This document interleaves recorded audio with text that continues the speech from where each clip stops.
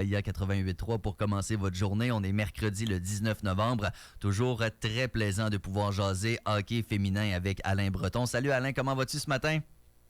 Ça va très bien, Rémi, toi-même. Je vais bien, je suis content parce que la saison de la Ligue professionnelle de hockey féminin, ça s'en vient, mine de rien. On va pouvoir en parler parce que les nouvelles équipes d'expansion ont dévoilé leur nouveau nom, leur logo également. Mais d'abord, avant de parler du professionnel, du côté du championnat canadien U18, je pense que ça s'est pas pire passé pour le Québec, Alain.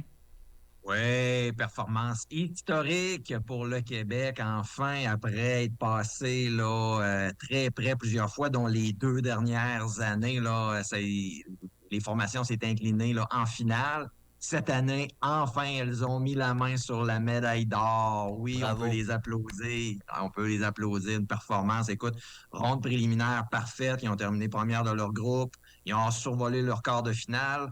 En demi-finale, retour inespéré en fait de match, tirait de l'arrière face à la formation d'Ontario Bleu, parce qu'on rappelle qu'au championnat canadien, l'Ontario, ils sont tellement joueuses qu'ils sont en mesure, eux autres, d'envoyer 2 formations.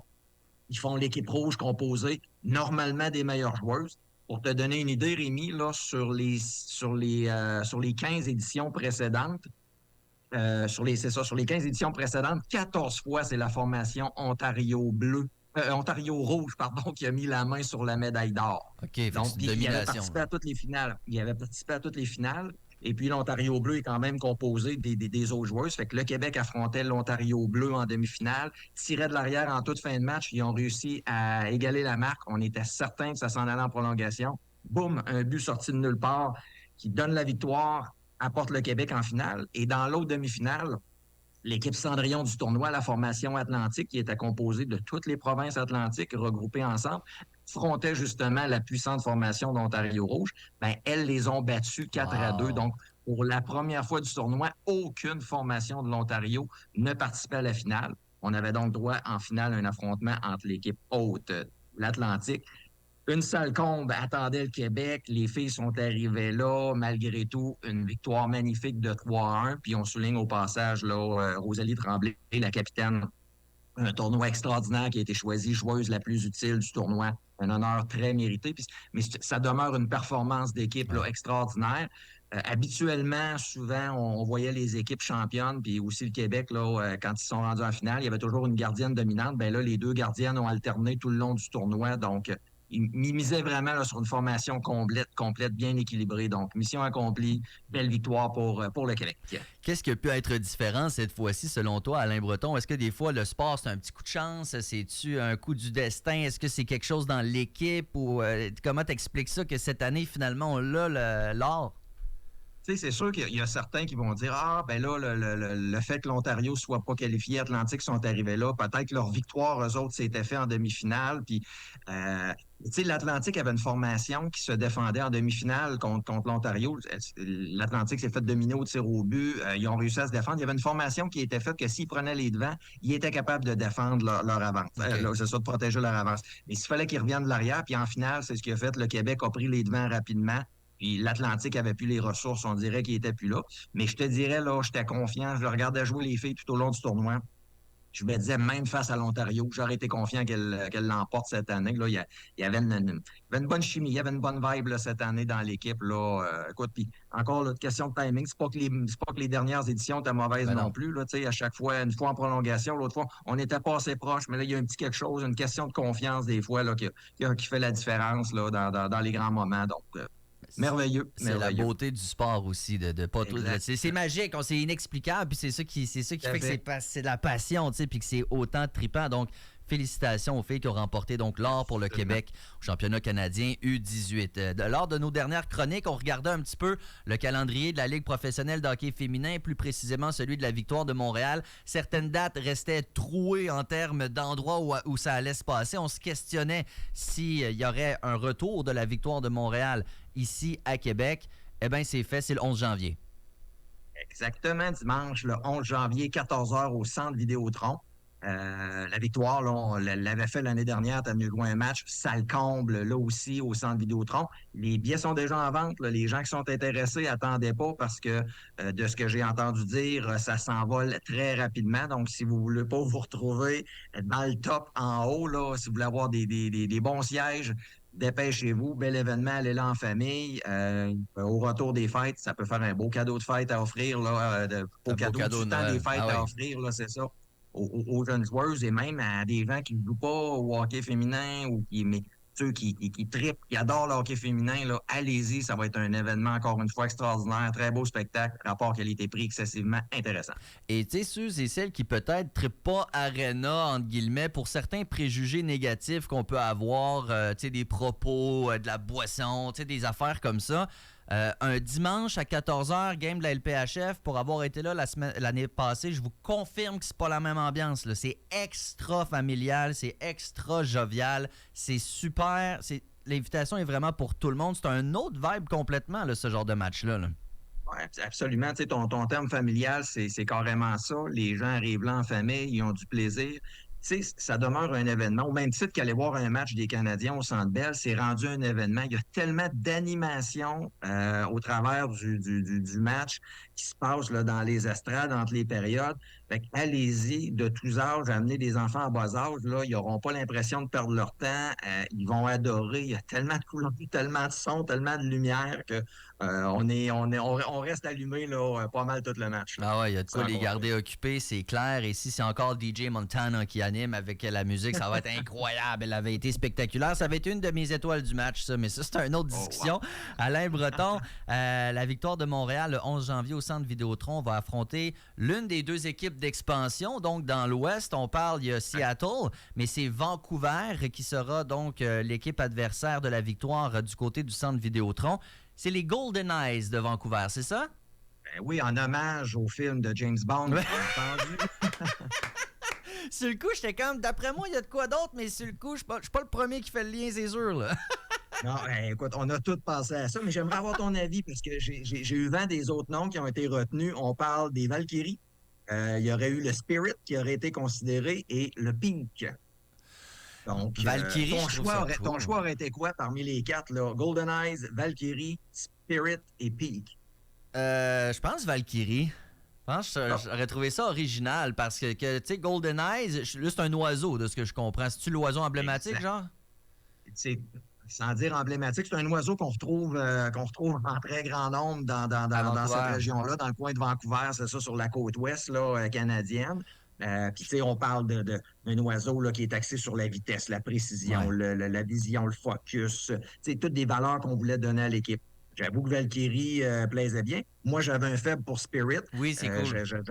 J'adore là, l'esprit là, autochtone que ça l'apporte aussi pour la région de Vancouver. Je trouvais que c'était une belle façon de faire un lien. C'est Mais vrai. écoute, vois-tu, c'est la beauté des noms. Ils ont choisi un nom, t'en as un autre que t'aimais, j'en ai Ouais. un autre que j'aimais. C'est la beauté. Regarde, le choix, c'était tout d'excellents choix, même le pic. Et du côté de Seattle, on parle du torrent. Ouais. Donc, un hommage, c'est ça, un hommage là, aux voies d'eau navigables là, du Nord-Ouest Pacifique. On veut aussi là, considérer la puissance du mouvement de l'eau. C'est un peu le regroupement, le recoupement qu'on faisait Ouais. là, avec le nom. Mais dans les deux cas, il y a une chose qui ressort, c'est que les logos, en tout cas, moi, je les trouve magnifiques dans les Ouais. deux cas. Là, Pas plus que Seattle, celui de la on a fait- victoire, par exemple. Oui, exact. Tu sais, Non, non, pas plus. la pas plus. victoire est encore le plus beau. Moi, c'était ça que je voulais voir. Là. Tu sais, j'aurais pas voulu que quelqu'un arrive avec un autre plus beau chandail.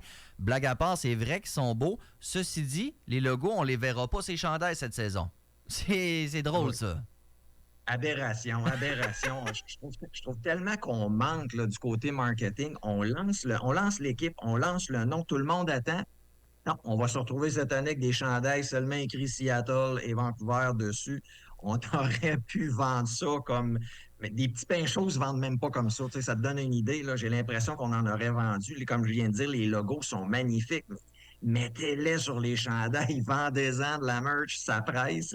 Les gens en veulent, je suis convaincu. Fait qu'en tout cas, Mais en même temps, les- quelqu'un, Marie-Josée ici, me disait peut-être qu'au contraire, ils vont vendre full de merch par l'engouement du chandail le premier original, tu sais, puis que l'année prochaine, les gens vont en racheter. Mais tu sais, en même temps, moi, j'ai le premier de Montréal.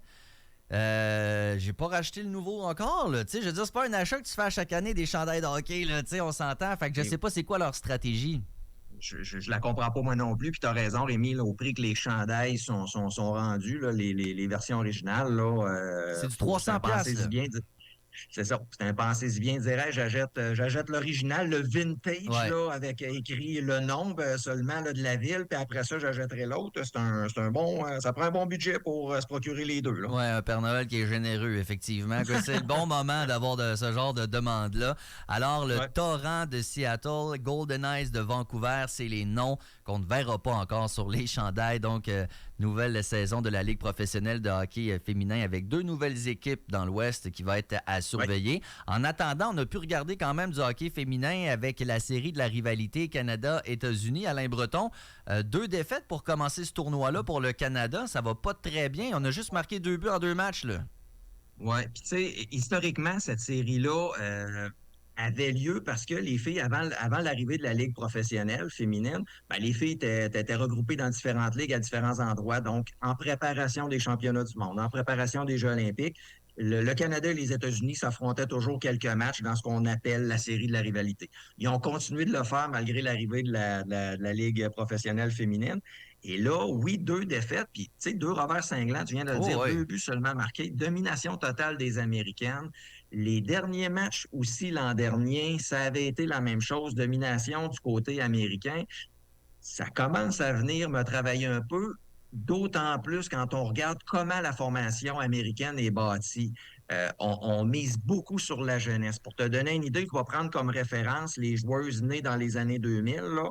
Dans la dernière série de rivalités qui vient d'y avoir, 16 joueuses nées dans les années 2000 du côté américain contre 9 seulement pour le Canada. Donc, on comprend qu'on ne se rajeunit pas du côté Canada. Donc, États-Unis, on mise sur la vitesse, on mise sur les habiletés.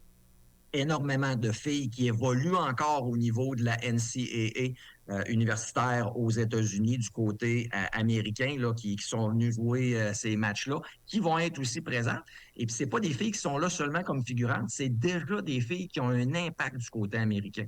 Alors que du côté canadien, ben, on s'en remet encore à Marie-Philippe Poulin, on s'en remet encore à Laura Stacey, à quelques joueuses comme ça, sans les qualifier de vieilles, mais c'est des joueuses plus âgées. Puis, qui m'inquiète aussi, c'est ça, c'est que du côté canadien, ben on est dans le conservatisme. On mise encore sur le même genre de joueuses là, qui ont fait le succès dans les éditions précédentes, des filles plus de corridor un peu. Je ne mettrais pas Marie-Philippe Poulin dans cette catégorie-là. On connaît tous son niveau d'habileté.